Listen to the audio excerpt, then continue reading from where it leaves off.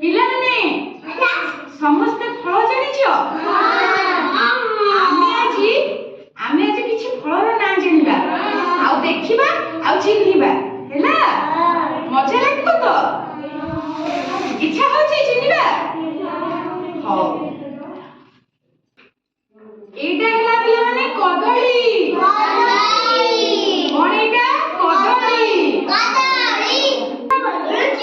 ଏଇଟା ହେଲା ଅଙ୍ଗୁର। ଏଇଟା କଣ? ଏଇଟା ଅଙ୍ଗୁର। ଏଇଟା ହେଲା ସେଓ। କଣ ଏଇଟା? ସେଓ। ଏଇଟା ହେଲା କମଳା। ଏଇଟା କଣ? କମଳା। ଏଇଟା ହେଲା ଆମ୍ବ। କଣ ଏଇଟା? ଆମ୍ବ। ଏଇଟା ହେଲା ପିଜୁଳି। କଣ ଏଇଟା? ଏଇଟା ହେଲା କରମଙ୍ଗା। କଣ ଏଇଟା? କରମଙ୍ଗା। ଏଇଟା ହେଲା ଆତ।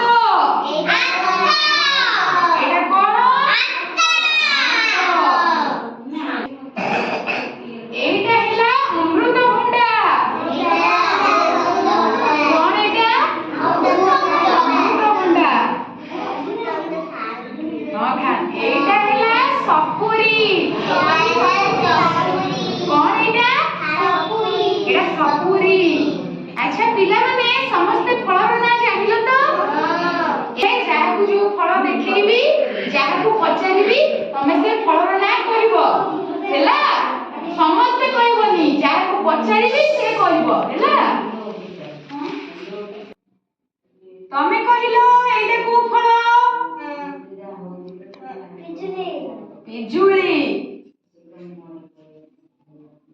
ତମେ କହିଲ ଏଇଟା କୋଉ ଫଳ? ଆତ।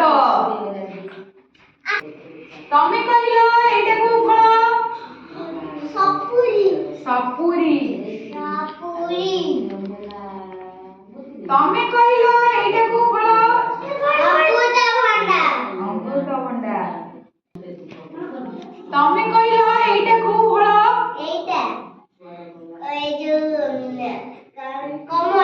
କମଳା।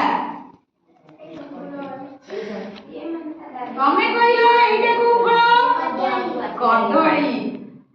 ଆଚ୍ଛା ପିଲାମାନେ ସମସ୍ତେ ସବୁ ଫଳ ନାଁ ଜାଣିଗଲ ତ? ସବୁ ଫଳର ନାଁ ତମେ ସମସ୍ତେ ଜାଣିଗଲ ତ? ସମସ୍ତଙ୍କର ମନେ ରହିଲା? ଭୁଲିବେନି? ଏ ସବୁ ଫଳ ଆମେ ମାନେ ଖାଇବା, ଆମ ଦେହ ପାଇଁ ହିତକର ହେବ ହେଲା, ଶକ୍ତି ମିଳିବ ହେଲା। ହଉ, ସମସ୍ତଙ୍କ ପାଇଁ ଗୋଟେ ତାଳି ମାରି ଦିଅ।